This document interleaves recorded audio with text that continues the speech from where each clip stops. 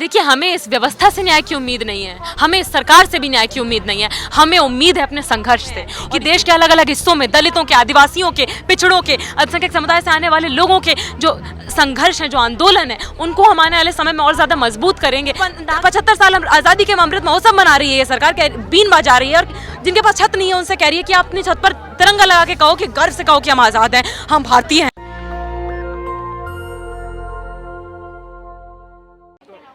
मेरे साथ इस वक्त मौजूद हैं मुदिता, और हम जंतर मंतर पर हैं। बिल्किस बानो के जो आरोपी गुजरात में जिन्हें रिहा कर दिया गया, और उनका स्वागत जो है वो फूलों की मालाओं से हुआ। ये पैटर्न हमने हमेशा देखा है। जो भी व्यक्ति किसी महिला का रेप करके वापस आया है, रिहाई मिली है, तो एक्सट्रीमिस्ट संगठनों ने और इस देश में काबिज सरकार ने उनका स्वागत किया है फूलों की मालाएं डालकर। मुदिता, आप क्या मैसेज देखती हैं कि ये किस तरह का मैसेज देना चाहती है सरकार और ये संगठन की जो है फूलों की मालाओं से उनका स्वागत हो रहा है?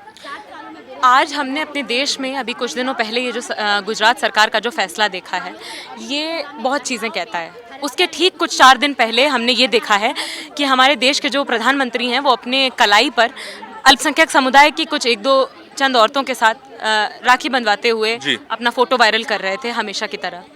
और उसी के कुछ दिन बाद ये फैसला आता है। ये बहुत चीज़ें कहता है। ये सबसे पहले तो ये कहता है कि आज सरकार जो काफ़ी समय तक अपना एक चेहरा बनाती रही कि हम अपराध नहीं टॉलरेट करेंगे, हम अपराधियों को टॉलरेट नहीं करेंगे और उन्हें सज़ा दिलाएंगे, आज सरकार अपनी छवि, खुद उस छवि को भी बदल देना चाहती है। हकीकत बदलने से तो उसको कभी राब्ता रहा ही नहीं, पर अब वो छवि भी बदल देना चाहती है और ये संदेश देना चाहती है कि अगर अपराधी डोमिनेंट कास्ट से आता है, डोमिनेंट ग्रुप से आता है, अगर वो अपराधी सरकार के लठैत हैं, तो उन अपराधियों के लिए भयमुक्त माहौल तैयार किया जाएगा। और जो महिला बिल्किस बानो जैसी औरतें, जो इस देश की बहुसंख्यक महिलाएं हैं, जो दलित परिवारों से, गरीब परिवारों से, अल्पसंख्यक समुदाय से आती हैं और हर रोज मजबूर होती हैं कि उनके साथ इस तरीके के जघन्य अपराध ना सिर्फ हो, उसकी जमीन तैयार होती रहे, उनके खिलाफ अब सरकार का किसी भी तरीके की चिंता सरकार के अंदर नहीं है। मुदिता, माफ़ कीजिएगा, हाई कोर्ट की एक महिला जज ने ये कहा था कि जो है मनुस्मृति एक बहुत ही अच्छा ग्रंथ है और मनुस्मृति में किस तरह की बातें महिलाओं के लिए कही गई है, हम दोनों ही उससे बखूबी वाकिफ़ हैं। जब व्यवस्था में ही ऐसे लोग हैं तो आपको न्याय की उम्मीद कैसे हो सकती है? देखिए, हमें इस व्यवस्था से न्याय की उम्मीद नहीं है, हमें इस सरकार से भी न्याय की उम्मीद नहीं है, हमें उम्मीद है अपने संघर्ष से। और इसीलिए हम यहाँ पर आज धरना प्रदर्शन के लिए मौजूद हुए हैं कि देश के अलग अलग हिस्सों में दलितों के, आदिवासियों के, पिछड़ों के, अल्पसंख्यक समुदाय से आने वाले लोगों के जो संघर्ष है, जो आंदोलन है, उनको हम आने वाले समय में और ज़्यादा मजबूत करेंगे, ताकि वो जो ज़मीनी परिस्थितियां हैं, जिन परिस्थितियों में किसी बिल्किस बानो का इस तरीके से इतनी इन ह्यूमन तरीके से उसका ना सिर्फ गैंगरेप किया जा सकता है, उस पूरी न्याय की प्रक्रिया में आने वाले सालों में उसके साथ बार बार मानसिक तौर पर उसका रेप किया जाता रह रहा है। इस तरीके की परिस्थितियों को हम नहीं तब्दील कर देते तब तक जब तक हमारे समाज में जो एक गैर बराबरी की सीढ़ी है, उसमें सबसे निचले पायदान पर जो बहुसंख्यक महिलाएं पाई जाती हैं, उनके जीवन में क्रांतिकारी परिवर्तन नहीं आ जाते, जब तक किसी मुसलमान परिवार से आने वाली औरत, दलित परिवार से आने वाली औरत मजबूर नहीं होगी कि बिना किसी राइट्स के, बिना न्यूनतम मजदूरी के वो मालिक के घर पे जाकर डोमेस्टिक वर्कर की तरह 14-14 घंटे काम करने को मजबूर नहीं होगी, जहां पर एम्प्लॉयर को सरकार लगातार ये छवि और ये संदेश देती रहेगी कि आप भयमुक्त तरीके से उसके साथ कोई भी क्राइम करिए। यही इसी गवर्नमेंट के समर्थन में इस देश की बहुसंख्यक महिलाएं हैं, हिंदू हो या मुसलमान हो या कोई भी तबके की महिलाएं हों, वो बड़ी खुश हैं इस गवर्नमेंट से। मुस्लिम महिलाएं जो हैं वो इसलिए खुश हैं कि उन्होंने 3 तलाक का ऑर्डर जो है बिल पास किया, और हिंदू महिलाएं जो कि सांस्कृतिक रूप से जो इंक्लाइंड हैं वो भी इस सरकार का जो है समर्थन करती हैं। तो आपकी और इन मेजॉरिटी महिलाओं की बातों में जो कॉन्ट्रास्ट मुझे दिखाई देता है। देखिए, पहली बात तो ये हकीकत ही गलत है और इसको मैं कैसे आपको बता दूं। मैं यूपी से हूं और यूपी में अभी चुनाव हुआ था कुछ महीने पहले, तो ये कहा जा रहा है कि सरकार बहुत बहुमत के साथ आई है। वोटिंग डेटा ये बताता है। सुनिए, वोटिंग डेटा ये कहता है कि लगभग 40% वोट बीजेपी को गए हैं। जी, ठीक है। आप एक बात बताइए, जो 60% महिलाओं का, जो 60%, देखिए हमारे देश में वोट आपने ये तो हम सभी जानते हैं कि ये बहुत बड़े सवाल का विषय है कि बटन कोई भी दबाया हो वोट कहाँ जाता है हमें पता नहीं चलता है। अच्छा, उसके EVM पे बावजूद सवाल। उसके बावजूद 60% लोगों ने जिन्होंने बीजेपी को वोट नहीं दिया वो साफ तौर पर व्यवस्था परिवर्तन और सरकार परिवर्तन चाहते हैं। तो ये झूठी बातें, सरकार की ही बात अगर हम दोहराएंगे और हम भी यही कहेंगे, हम भी यही राग लापेंगे कि बहुसंख्यक जनता सरकार से खुश है, तो फिर जनता के साथ खड़ा हुआ कौन दिखाई पड़ेगा? आप ये बताइए, 75 साल आज़ादी के अमृत महोत्सव मना रही है ये सरकार, बीन बजा रही है, और जिनके पास छत नहीं है उनसे कह रही है कि आप अपनी छत पर तिरंगा लगा के कहो कि गर्व से कहो कि हम आज़ाद हैं, हम भारतीय हैं। आप बात बताइए, बिल्किस बानो के परिवार वाले और वो इंदर मेघवाल जैसे मासूमों के परिवार वाले किस मुंह से कहें कि हम आज़ाद हैं या हम खुश हैं इस सरकार से? तो हकीकत यह है कि बहुसंख्यक महिलाएं नहीं खुश हैं। आप एक बात बताइए, आज दिल्ली की राजधानी के अंदर भी मैं महिला संगठन का हिस्सा होते हुए, एक स्टूडेंट होते हुए, मैं बहुत सारी महिलाओं को जानती हूँ जो कई घरों में काम करती हैं, 14 घंटे डोमेस्टिक वर्कर की तरह काम करती हैं। और आपको बता दूं, दूसरा या तीसरा सबसे बड़ा हिस्सा महिलाओं का डोमेस्टिक वर्कर्स की तरह काम करता है और उनके पास कोई राइट्स नहीं है। उनको आए दिन अगर उनका एम्प्लॉयर, जो कि ऐसी परिस्थितियां उनकी हैं कि उनके लिए यौन शोषण की जमीन तैयार होती है उनके वर्क प्लेस पर, आए दिन उनका यौन शोषण करे तो भी वो कंप्लेन करने तक के लिए उनके पास आज़ादी नहीं, उनके पास अधिकार नहीं है। हालत ये कि अगर वो FIR कराने जाएंगी तो दोबारा उनके साथ गैंगरेप हो जाएगा, दोबारा उनका बलात्कार हो जाएगा। तो ये परिस्थितियां जो हैं वो बनी हुई नहीं है। आप डेटा उठाकर देख लीजिए, आंकड़ा उठाकर देख लीजिए, दिल्ली की जो देश की राजधानी है उसी में पिछले सालों के मुकाबले इस साल जो महिलाओं के खिलाफ होने वाली जुर्म की वारदातें उनमें कई गुना बढ़ोतरी हमें दिखती है। लेकिन जब हम वोट लोएस्ट कॉमन डिनोमिनेटर पे करते हैं कि हम सब हिंदू हैं, ठीक है, लोएस्ट कॉमन डिनोमिनेटर है, तो फिर ये सारे इश्यूज एड्रेस कैसे होंगे? कि जब हम वोट ही नहीं करते हैं, जो जनता मांगेगी वही तो उसको मिलेगा।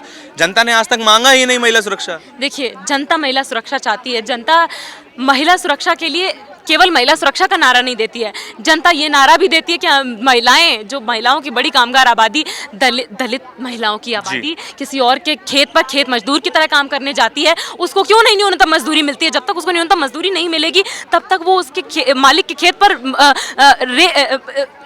रेप होने के लिए मजबूर होती रहेगी। तो इन सभी मांगों में जनता ने अपनी मांगों को दर्शाया है और लगातार समय समय पर दर्शाया है। आज जो कुछ भी हमारे पास थोड़े बहुत राइट्स हैं वो जनता के संघर्ष के कारण है, इसलिए नहीं कि कभी सरकार ने अपनी दरियादिली से हमको दे दिए हैं। तो आज जनता को ये बात समझने की जरूरत है कि इस तरीके के फैसलों से अगर आपकी आंख अभी भी नहीं खुली है तो अपनी आंख को खोल लीजिए प्लीज, क्योंकि आने वाले समय में आप ये सोचते रहेंगे कि पड़ोसी का घर जलेगा और आग आपके घर तक नहीं पहुंचेगी, तो ऐसा नहीं होगा। ये जो नफरत की राजनीति है, ये जो हिंदू मुस्लिम गाय गोबर की राजनीति है, भटकावे की राजनीति है, ये केवल और केवल आपको और ज्यादा पिछड़ा और गरीब बनाने के लिए और केवल सरकार के सत्ता बनाए रखने के लिए और 1% से भी कम जो पूंजीपतियों का अमीरों का हिस्सा है, केवल आपदा के समय में भी अवसर खोजकर उनकी दौलत को, उनके संसाधन को, उनकी धन दौलत को बढ़ाने के लिए ये सिस्टम काम कर रहा है। तो आपको अपने जनता के संघर्षों से जुड़ना पड़ेगा और उन संघर्षों के लिए अपनी जो वाजिब मांगे हैं उन्हें अपनी पूरी ताकत के साथ हमें उठाना पड़ेगा। क्या सत्ता परिवर्तन एक ऑप्शन है कि अगर हम सत्ता परिवर्तन कर देते हैं तो कोई और पार्टी सरकार में आएगी? और इस देश की जितनी भी पार्टियां हैं उनका कहीं भी शासन है किसी भी राज्य में, उन सभी राज्यों में महिलाओं के साथ ऐसी वारदातें होती रहती हैं। तो क्या हमारे पास कोई ऑप्शन है? जैसे अगर हम कांग्रेस को भी अगर हम केंद्र में ले आएं या किसी भी राज्य में ले आएं, तो हमने कांग्रेस के राज्य में कल परसों ही एक महिला जिन्हें जयपुर में जिंदा जला दिया गया क्योंकि वो दलित थी और अपना पैसा मांगने गई थी। तो ऐसा तो हमारे पास ऑप्शन ही नहीं है। देखिए, हमारे पास ऑप्शन है। ये लोकतंत्र, हम एक लोकतंत्र में रह रहे हैं और ये लोकतंत्र हमें किसी विरासत में नहीं मिला है। ये लोगों ने लड़कर इसको जिस हद तक भी लोकतंत्र बना पाया है, लोगों ने ही बनाया है। तो आज लोगों को ये ज़रूरत है समझने की कि चाहे सरकार बीजेपी की हो, चाहे सरकार कांग्रेस की हो, चाहे सरकार केजरीवाल की हो, अगर हम जब तक सरकार से सवाल नहीं करेंगे तब तक सरकार तो सिक्योर्ड है ही और जनता इनसिक्योर है। तो जनता की इनसिक्योरिटी, जनता के दुख दर्द को दूर करने के लिए संघर्षों से जुड़ना पड़ेगा। और उसके लिए जब आप वोट कर रहे हैं तो आपको ये समझना पड़ेगा कि क्या आप एक ऐसी स्वयंभू सरकार को चुन रहे हैं जो उसी जनता की बात उस वोट डालने के दिन कि अगले दिन भी नहीं सुनेगी। वही जनता सड़कों पर मिलेगी कृषि कानून वापस करवाने के लिए, नई शिक्षा नीति वापस करवाने के लिए, महिला विरोधी कानून बिल वापस करवाने के लिए, लेकिन वही जनता जो वोट देकर उस सरकार को बार बार उम्मीद करते हुए कि ये अच्छे दिन लाएगी, तो उस सरकार से उम्मीद करना बंद करिए। आप एक स्वयंभू सरकार लाने की जगह एक ऐसी सरकार मीनवाइल एक कमज़ोर सरकार लाई, कम से कम जो जनता की बात तो सुने, लेकिन साथ ही साथ आंदोलन का कोई सब्स्टिट्यूट नहीं है, संघर्ष का कोई सब्स्टिट्यूट नहीं है, क्योंकि इस समाज में कभी भी हमें अपने अधिकार मिल जाएं और हमें लड़ना ना पड़े, हमें संघर्ष ना करना पड़े, ये पॉसिबिलिटी ही नहीं है। आखिरी सवाल मैं थोड़ा सा विषयांतर करके पूछना चाहता हूँ कि मैरिटल रेप के बारे में इस देश में बहुत ही कम चर्चा होती है। जितने भी हम जो रेप केसेस जो चर्चित हो जाते हैं या फिर बहुत ही ज़्यादा जघन्य होते हैं, उन पर हमने बहुत ज़्यादा बहसें हुई हैं, बहुत ज़्यादा बातें हुई हैं, लेकिन जो एक शादी के इंस्टीट्यूशन में रहते हुए एक महिला के साथ जो रोज़ाना रेप हो रहा है, उसका कोई सोल्यूशन है क्या? कि अपने पति, उसका खुद का पति जब उसका रेप कर रहा है रोज़ाना, उसका कोई सोल्यूशन है क्या? मैरिज के इंस्टीट्यूशन में ही फ्लॉ है क्या? देखिए, पहले फौरी तौर पर कहा जाए तो देखिए, हमारे देश में उसके लिए नियम कानून होने की ज़रूरत है। हम एक ऐसे पितृसत्तात्मक, गैर बराबरी पर आधारित, शोषण पर आधारित समाज में रहते हैं, जहाँ पर महिलाओं को सदियों सदियों तक शोषित रखा गया और आज भी उनका शोषण एक हायरार्की के तौर पर, जो महिलाएं ज़्यादा पिछड़ी हैं, जो कि बहुसंख्यक महिलाएं हैं, जो गरीब हैं, जो दलित हैं, अल्पसंख्यक समुदाय से आती हैं, उनके शोषण की जो भयमुक्तता है वो और ज़्यादा बढ़ी हुई है। तो नियम कानूनों के अलावा जब हम इसके तह में जाकर बात करें कि इसमें वाकई में क्या ज़रूरत है, इसमें वाकई में ये ज़रूरत है कि जो महिलाएँ हैं, बहुसंख्यक महिलाएँ हैं, उनके आर्थिक सशक्तिकरण की ज़रूरत है।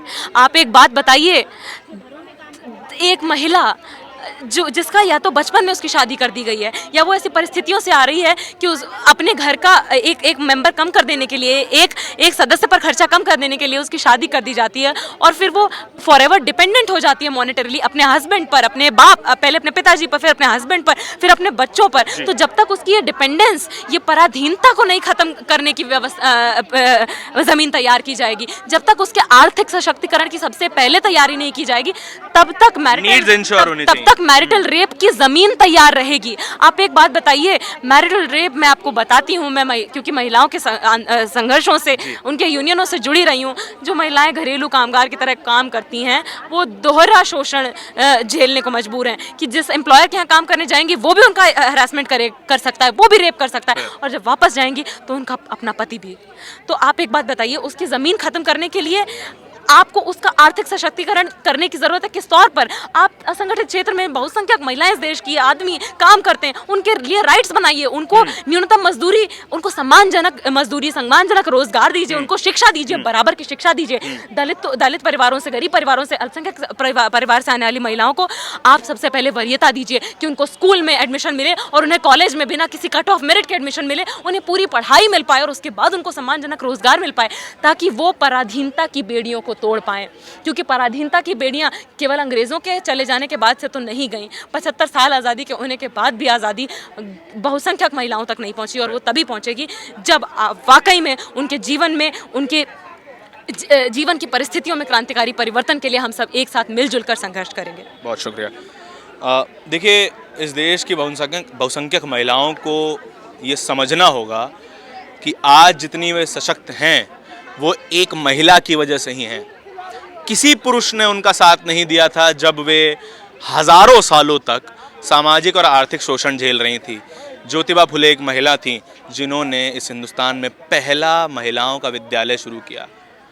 हर बहुसंख्यक, हर अल्पसंख्यक महिला को उनका शुक्रगुजार होना चाहिए कि अगर ज्योतिबा फुले उतनी हिम्मत ना दिखाती तो आज वे शिक्षित ना होती, सशक्त ना होती। ज्योतिबा फुले जब अपने स्कूल में पढ़ाने जाती थी तो लोग उन पर कचरा फेंक देते थे। अपने बैग में, अपने झोले में वो एक और साड़ी रख के चलती थी कि हम जब स्कूल पहुंचेंगे तो साड़ी बदल के तब बच्चियों को पढ़ाती थी। ये बात का आप ध्यान रखिए और अपने इतिहास के बारे में पढ़िए, जानिए कि किस तरीके से आपको अंधेरे में रखा गया है। हर महिला को अपने अधिकारों का भान होना चाहिए। हर महिला को कम से कम आर्थिक रूप से इंडिपेंडेंट होना चाहिए, स्वतंत्र होना चाहिए। ऐसी ही कहानियाँ, ऐसे ही सवाल हम आप तक लाते रहते हैं। कैमरा पर्सन आशीष के साथ जंतर मंतर से धारण की रिपोर्ट। धन्यवाद। नेशनल दस्तक की आपसे गुजारिश है कि अगर इसको बचाना चाहते हैं तो नेशनल दस्तक को सब्सक्राइब करने के लिए रेड कलर के सब्सक्राइब बटन को दबाएं, फिर बेल आइकन की घंटी दबाएं। नेशनल दस्तक को बचाने के लिए बहुत जरूरी है कि हर खबर को शेयर करें, लाइक करें, कमेंट जरूर करें।